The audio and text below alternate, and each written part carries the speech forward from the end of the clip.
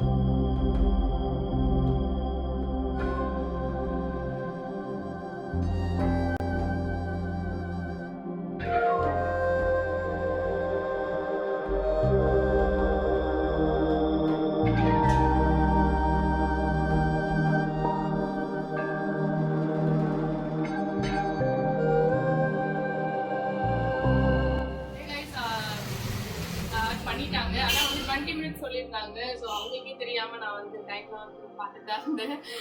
Sorry sis, உங்களுக்கு தெரியாமல் watch பண்ணதுக்கு. 18 மினிட்ஸில் வரைஞ்சிருக்காங்க. ஸோ எப்படி இருக்குன்னு பாருங்க. ஏன்னா லைவ் வந்து ரொம்பவே கஷ்டம். ஆனால் அவங்க வந்து உட்கார வச்சு பண்ணாங்க. ஆனால் எனக்கு ரொம்ப ஹாப்பி. ஆனால் இன்னும் நான் பார்க்கலாம் அவங்க அவங்களோட சேர்த்து. Thank you so much. இங்கே பார்த்தீங்களா வெறும் 18 மினிட்ஸில். நான் எதிர்பார்க்கவே இல்லை. ரொம்பவே happy. Thank you so much sis. நினச்சி பார்க்கல, ரொம்ப ஹாப்பி. அப்படியே லைவாக வரைஞ்சிருக்காங்க. இந்த மாதிரி என்ன சொல்கிறதுனே தெரியல எனக்கு. ஏன்னா ஃபர்ஸ்ட் டைம் என்னோட லைஃப்பில் நான் வந்து உட்காந்து ஒரு லைவ் ஆர்ட் வரைகிறது எனக்கு ரொம்பவே ஹாப்பி. இதுதான் என்னோட 24 இயர்ஸில் ஃபர்ஸ்ட் டைம். ஸோ அது ரொம்பவே ஹாப்பி எனக்கு.